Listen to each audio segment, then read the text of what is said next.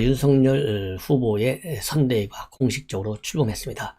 자, 그래서 이 출범식에서 윤석열, 그 다음에 김병준, 그 다음에 김종인, 이준석, 이 대표적인 네 분, 총괄, 그 다음에 상임 선대위원장, 이분들이 한 입장은 여러분들께 이미 오늘 오후에 일찍이 보도해드린 바 있고요. 일단 그래서 지금 이 시간에는요, 내부적인 행사 내용, 얼마나 어떤 뭐라고 그러면 특징이 있었는지, 그래서 왜냐하면 일종의 잔치잖아요. 이 잔치상은 누가 만들었는지, 그리고 어떤 내용으로 구성되어 있는지, 이런 거를 말씀을 드리겠는데, 윤석열 후 선대위 이 잔치상은요, 대학생 청년위원들이 중심에 해서, 즉 국민의힘 안에 대학생 청년위원회가 있는데, 이분들에게 말하자면 모든 기획을 맡겼다, 이렇게 지금 알려지고 있어요. 그래서 이 청년 컨셉을 굉장히 강조했다는 점이 상당히 특징 중에 하나이고요. 자, 그 다음에는 이제 어떤 특징이 하나 있냐면요.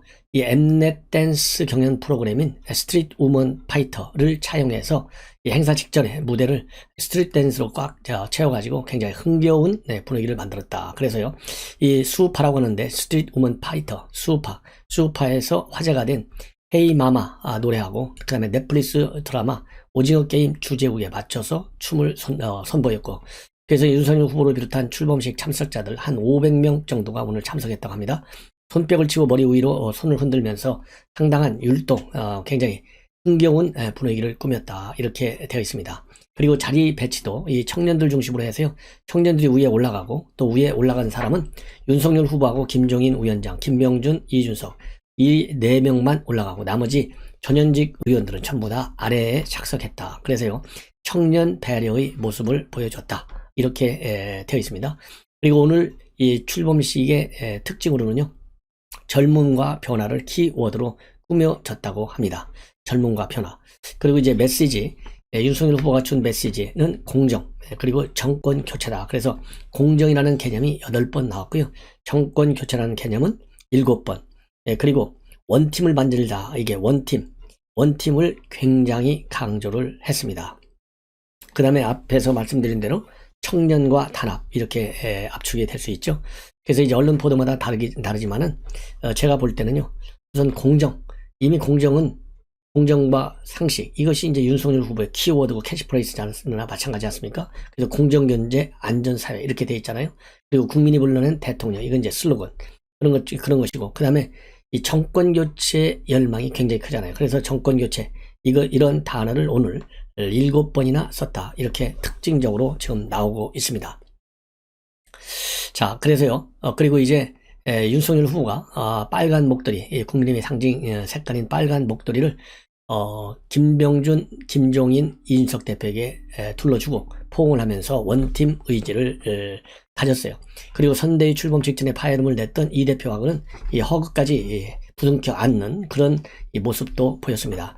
그리고 윤석열 후보의 빨간 목도리는요, 무대 위에 있던 대학생들이 이렇게 목에 둘러줬다, 이렇게 되어 있고, 그리고 또 하나 이제 특징적인 점 중에 하나는 좀 다소 좀 뭐라고 그럴까요, 아쉬운 점인데, 홍준표, 유승민, 그 다음에 김한길, 이 세 분이 참석하지 않았고, 윤석열 후보의 부인인 김건희 씨도 모습을 드러내지 않았습니다. 그 다음에 또 이 아쉬운 점 중에 하나는, 그동안에 잘 아시다시피 김종인, 김병준을 비토했다, 이런 우리 다 아는 내용이 아니겠어요? 그러다 보니까 오늘 이러한 이 잔치 분위기에서도요, 상당히 어색하고 냉랭한 분위기가 감지됐다. 그리고 바로 두 사람이 나란히 옆자리에 앉았지만은요, 별도로 대화를 하거나 아니면 시선을 교환하지 않았다라는 부분까지 지금 다 보도가 되고 있어요.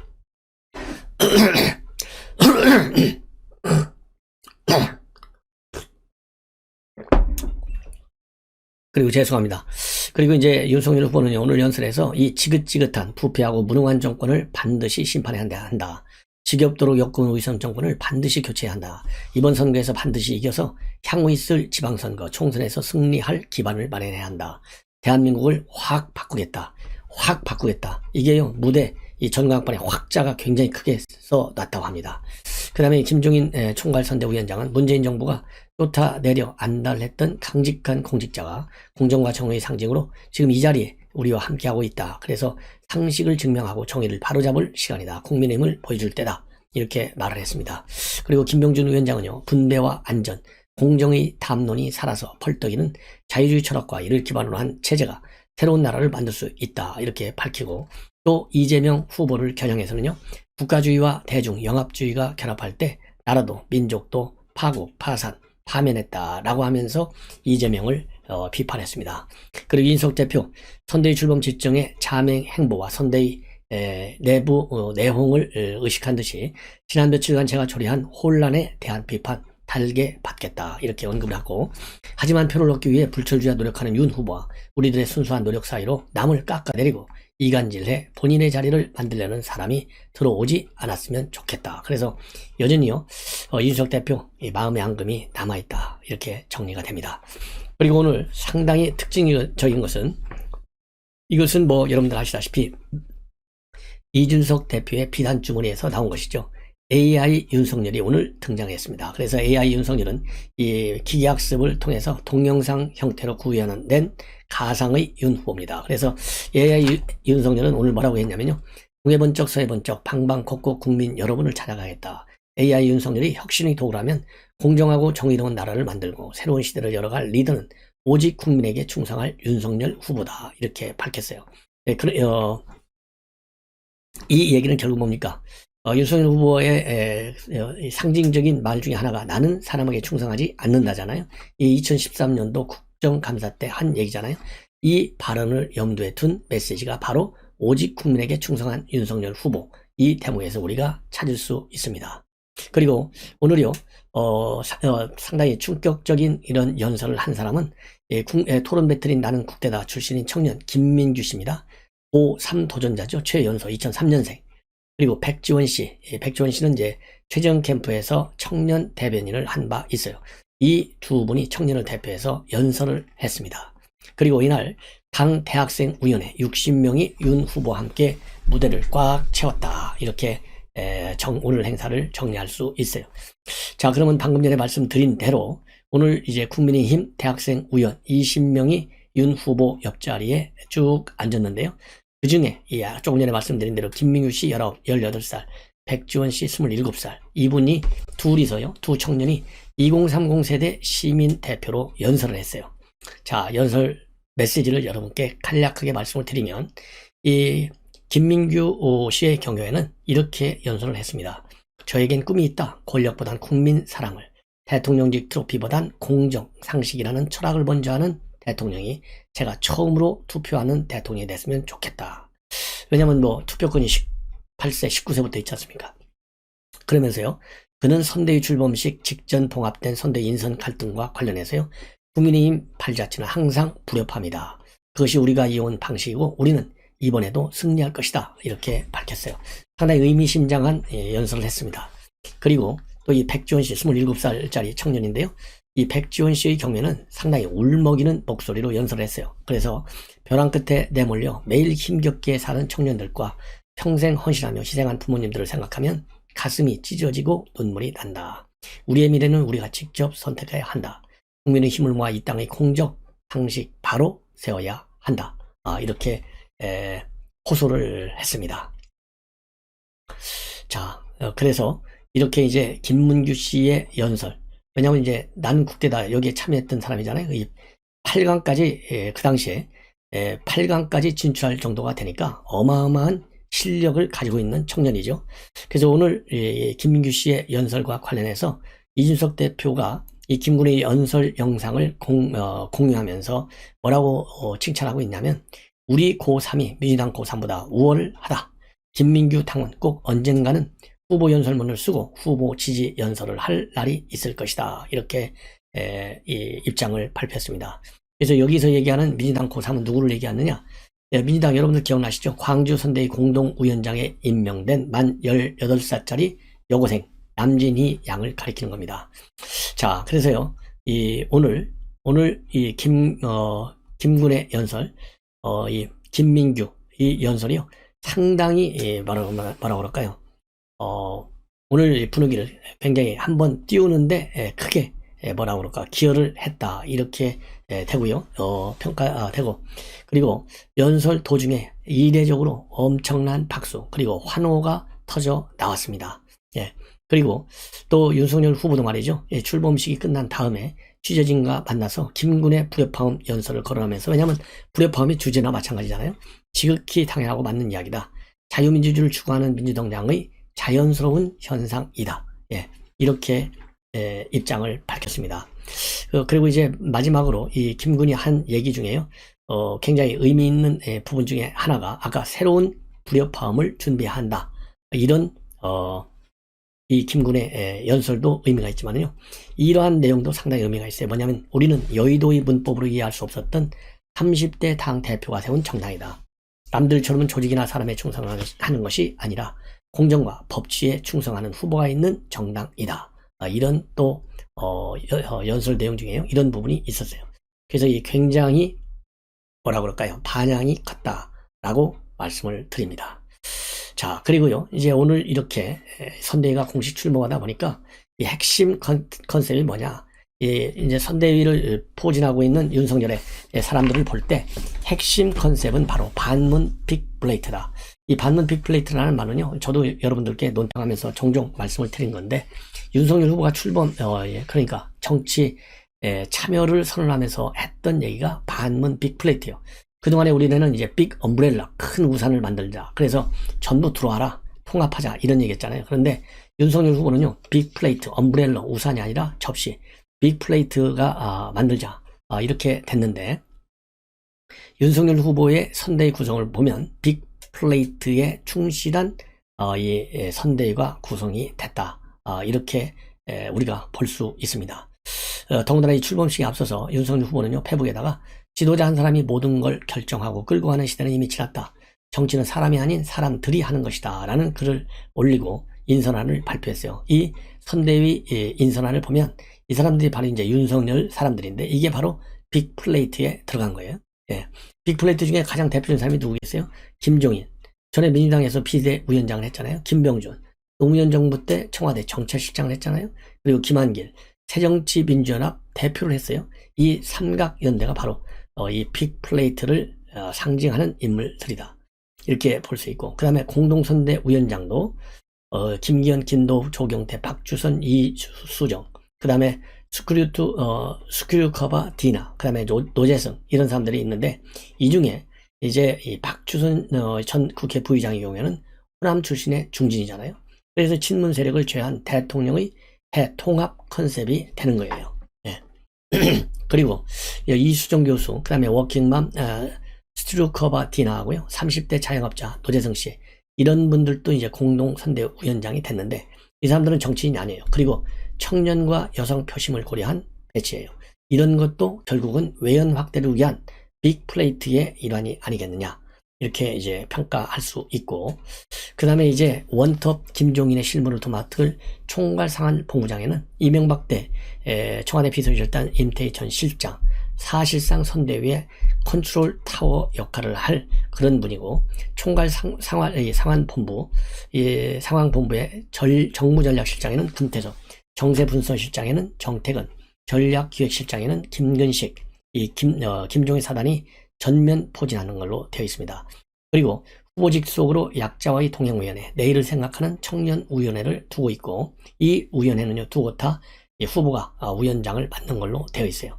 그리고 이분들이 중도 그리고 탈진보층에 소구하는 소통 역할을 하게 될 것으로 그렇게 알려지고 있습니다. 자, 그리고 이제 6개의 총괄본부, 정책원희룡, 조직 주호영, 직능 김상훈, 이미자, 그 다음에 총괄특보는 권영세, 그리고 종합지원 총괄본부장에는 권성동, 그리고 이준석 대표는 홍보 미디어 본부장, 이렇게 맡았습니다. 그리고 선대위 청년본부에는요, 홍준표 대변인 했던 여명 서울시 의원, 그 다음에 이기인 성남시 의원은 수석 대변인으로 올라와 있어요. 이기인 성남시 의원은요, 유승민 측 수석 대변인으로 활동한 바 있습니다. 이번에 이준석 대표가 굉장히 불만을 토로한 사람이 바로 이 사람이에요. 황규환 전 상근 부대변인입니다. 그래서 이걸 윤석열 후보 측에 선대위 대변인을 해달라 그랬는데, 이준석 대표가 요청했는데 이 황규환이를 윤석열 측에서 거부했다. 굉장히 불만을 토로했잖아요. 근데 이게 이제 다시 말하자면 김종인 위원장이 임명했다라고 봐야 되겠죠. 다시 살려줬어요. 그래서 이런 인물들이 들어갔고요. 그 다음에 청년본부장이 신설됐어요. 공동청년본부장이 신설됐는데 공동청년본부장 중에 여성은 누구냐? 홍준표 캠프에서 대변인 역할을 했던 여명 서울시 시의원이 거기에 발탁이 됐습니다. 그리고 다른 한 사람은 경선 때 윤 캠프의 청년특보를 지냈던 정예찬 시사평론가가 공동청년본부장으로 임명이 됐습니다. 그리고 이 권경애와 관련해서는 좀 더 지켜봐야 되겠고, 금태섭 의원은 아마도 이 선대위에, 김종인 선대위에 참여할 가능성이 매우 큰 것으로 그렇게 지금 계속 보도가 되고 있습니다. 자, 그러면 여러분들 아시다시피 이제 총괄상황본부에 정책실이 있어요. 그리고 선대위 안에 정책총괄본부가 있어요. 좀 헷갈리시죠? 여기와 관련해서 이양수 대변인이 설명을 했어요. 정책본부는 즉 정책총괄본부죠. 원희룡 지사가 하는데 큰 틀에서 공약과 같은 정책을 담당하고 후보 비서실 내에 정책실은 바로 후보 메시지, 인터뷰 등에서 정책 관련 부분이 중요하기 때문에 따로 두게 됐다. 이렇게 설명을 하고 있습니다. 그리고 직능총괄본부장에는요. 삼선의 김상훈 의원, 그리고 재선의 이미자 의원, 이 두 명이 임명이 됐습니다. 그리고 이제 중요한 것은요. 바로 오늘 피부과 의사인 함익병 씨가 공동선대위원장에 내정됐는데 과거 여성 비하 발언, 그리고 독재, 말하자면 고무 발언, 이런 것들이 문제가 돼서요. 결국은 최종적으로 한 7시간 만에 철회가 됐습니다. 그래서 이 공동선대위원장에는 노재승 씨, 비니자라고 하는, 그 다음에 박주선, 이 두 분이 이제 선대위원장으로 됐다. 이렇게 여러분들께 최종 정리해 드리도록 하겠습니다. 자, 그리고요, 지금 이제 TV조선에서 보도하고 있는 내용이에요. 이 김종인 위원장, 그동안에 그야말로 이제 선대위 참여 여부가 불확실할 때 민주당 측에서 영입을 시사하고 있고 영입서를 나오고 있고 이런 얘기들이 여러분들께 저도 보도해드렸고 많은 언론에서 다뤘어요. 근데 지금 TV조선 보도를 보면 사실로 확인이 됐습니다. 이미 박용진 의원이 지난 1일날 12월 1일날 김종인 전 위원장 국민의힘에 안 갔으면 좋겠다 이런 입장을 내놨고, 그리고 지난 11월 24일날 송영길 위원장은 우리 국민의힘 당대부가 정리되는 걸 봐야죠. 그래서 유보적 입장인 것처럼 보였지만요. 실제로는 이 송영길 대표는 지난 10월에, 그러니까 이재명 후보가 결정된 이후 김종인 위원장을 직접 만났다. 그래서요. 자문을 구하는 것과 함께 이 김종인 위원장을 영입을 해서 송영길 대표하고 투톱 체제로 운영하려고 하는 생각을 했다라고 이 TV조선에서는 확인 보도를 하고 있습니다. 자, 그런데 말이죠. 정권 교체를 주장해온 김종인 위원장의 확고한 의지 때문에 민주당 합류가 어려웠고 설령 들어왔더라도 전권을 지려는 김종인 위원장과 그리고 후보 체제로 선대위를 꾸리려는 당 입장이 맞지 않았을 것이다. 이런 보도가 나오고 있습니다. 자, 이 얘기를 보면 제가도 그랬잖아요. 민주당은 절대 갈 수 없다. 왜냐? 정권 교체를 우리 국민한테 그렇게 공개적으로 약속을 했는데 그 국민과의 약속을 버리고 만약에 김종인 위원장이 민주당에 간다. 그러면 김종인 위원장의 정치적인 그동안의 커리어 한순간에 회복할 수 없는, 돌아올 수 없는 다리를 걷는 것이다. 그래서 갈 수 없다. 절대적으로. 이렇게 제가 강조를 한 바 있어요. 이러한 저의 평가와 이 해석이 맞은 걸로 이렇게 딱 TV조선 보도를 통해서 확인이 되고 있습니다. 그리고 민주당 측에서 지금 입장은요. 김병준 위원장이 자신의 뜻을 잘 꺾지 않는 성격이기 때문에 김종인 위원장과 분명히 마찰을 빚게 될 것이다. 이런 또 전망도 하고 있습니다. 자, 이렇게 해서 이제 선대위와 관련된 이야기는 이 정도로 마무리하고요. 이제 중요한 것이 이제 검찰, 그 다음에 공수처 관련 동향을 여러분께 말씀을 드리겠는데요. 공수처 빨리 이거 폐지돼야 돼요. 결론 먼저 말씀드리면 이번에 손준성 검사 체포영장 1번 신청했다가 기각, 구속영장 2번 신청했다가 기각. 이게 무능하다는 거잖아요. 이런 무능한 말하자면 공수처예요. 자, 이러다 보니까 이성윤 수사팀, 이게 수원지검에 있었잖아요. 그러니까 이성윤이가 김학의 사건 제대로 당시 안양지청에서 수사를 하려고 하니까 수사를 중단하도록 외압을 가했다. 이것이 이 수원지검에서 수사한 내용이에요. 그래서 기소, 즉 불구속 기소에서 지금 재판이 진행되고 있어요. 자, 그런 과정에서 이성윤 공소장이 언론에 유출이 됐어요. 그래서 이 박범계 그리고 검찰이 대검에서 공소장 유출 관련 진상조사 감찰을 행사했어요. 근데 이게 파악이 안 돼. 누가 유출했는지 이게 확인이 안 돼요. 그러다 보니까 공수처가 말이죠. 이 이성윤 수사팀에 대한 수사를 하고 있었어요. 해왔어요. 그런데 이것도 제대로 안 돼. 그러니까 이 압수수색을 받은 수원지검의 이성윤 수사팀이요. 공수처에 한 수 훈수를 두는 의견서를 공수처에 제출했어요. 이게 얼마나 망신스러운 일입니까? 그래서 이성윤 수원지검 수사팀에서 공수처에 낸 의견서에 따르면은 우선 이 수사팀도 압수수색하는 것도 물론 필요하겠지만은 대검 감찰부부터 압수수색을 똑바로 하라. 이렇게 이 훈수를 두고 있고, 또 하나는 대검 감찰부가 그동안 진상조사를 해왔는데 진상조사한 결과가 뭔지 서면으로 보고를 받아라. 예, 서면 통보를 받아라. 이 두 가지를 말하자면 훈수를 두고 있어요. 그리고 그 밖에도 또 여러 가지 입장을 내놓고 있는데 참 얼마나 기가 막혀요. 예, 아무리 무능하다 하더라도. 그리고 또 하나는 말이죠. 이 손준성 검사, 그러니까 이제 영장 실질 심사를 할 때 이 공수처가는요 손준성의 윗손으로 윤석열을 언급했어요. 이 윤석열을 언급하는 과정에서 말하자면 당시 재판부로부터 구속수사 필요성을 이제 언급할 때 그런 얘기를 했는데 그런 얘기 플러스 대장동 사건은 한낱 경제 범죄에 불과하다. 그럼에 비해서 고발 사주는 국기문란 범죄다. 그래서 지금 공수처가 수사하고 있는 손준성 사건이 훨씬 더 중요하다라는 취지의 입장을 발표했어요. 그만큼 고발 사주가 중요하니까 무조건 하고 영장을 내달라라는 얘기밖에 되지 않지 않습니까? 이것도 누가 있느냐? 공수처의 세컨맨인 주임 검사, 여운구 공수처 차장이 그렇게 주장한 거예요. 자, 이런 주장에 관해서 이 당시 영장실질심사 서보민 영장 전담 부장판사가 그런 말은 그 정도로 해라 이렇게 하면서 제지를 당한 것으로 그렇게 지금 알려지고 있어요. 그래서 이 공수처의 실력이 이렇게까지 없는가? 자, 우리 시청자 여러분들께서도요 기가 막히다 이런 뭐라 그럴까요? 평가를 할 것 같습니다. 그래서 우선 그러면 수원지검의 이성윤 수사팀이 내놓은 의견서, 공수처에 제출한 의견서부터 제가 말씀을 드릴게요. 수사 대상자의 공식 의견인데 이건 지난 3일날 공수처에 의견을 냈어요. 이 제목이 어떻게 되어 있냐면 두 가지 의견을 냈어요. 두 가지 문서를 제출하는데 하나는 공수처의 수사에 대한 이 수원지검 수사팀 입장이라고 하는 의견서고 또 하나는 공수처에 대한 그러니까 공수처의 수사에 대한 전 수원지검 수사팀 입장이라는 문서가 하나 있고요. 그 다음에는 공수처에 제출한 또 다른 의견서 이 두 개가 지금 제출이 됐습니다. 그래서 이 내용을 쭉 말씀을 드리면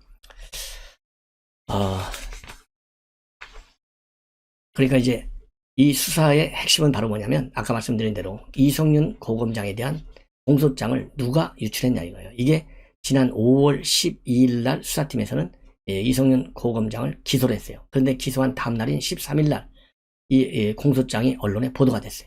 근데 공소장이 원본으로 표현된 게 아니고 공소사실이 편집돼서 촬영된 사진이 유포되고 그것이 언론 보도로 이어진 겁니다. 자, 이렇게 되니까 수사팀은 지난 5월 14일 날 대검 감찰부 요청으로 관련 진상을 파악해서 보고했고 이와 별도로 5월 17일 날은 사세행이 공수처에 이 사건을 고발했어요. 이 사건을 고발하니까 이제 공수처가 수사에 나선 거예요. 네, 수사에. 그런데 이제 수사팀은 대검 감찰부에서 대대적인 진상조사를 한 바 있는데 수사팀과 무관하다 이것이 밝혀졌다고 주장하고 있습니다. 그래서 사진 파일에 담겼던 내용은 기소 직후 검찰 내부 시스템에 공개되는 공소사실 편집한 것으로 판단이 되는데 수사팀은 기소 후에 이 검찰 내부 시스템에 접속한 내역 자체가 없었다 이렇게 밝히고 있어요. 그래서 수사팀은 지난 5월 이후에 공수처로부터 압수수색 관련 연락을 받은 지난달 23일까지 대검 감찰부로부터 조사조차 받은 적이 없다 이렇게 밝히고 있습니다. 그러면서 수사팀은요 지난달 11일이죠 24일과 29일에 걸쳐서 이 공수처 압수수색이 이루어졌는데 그 압수수색 결과도 분석을 해서 의견서에 담았어요.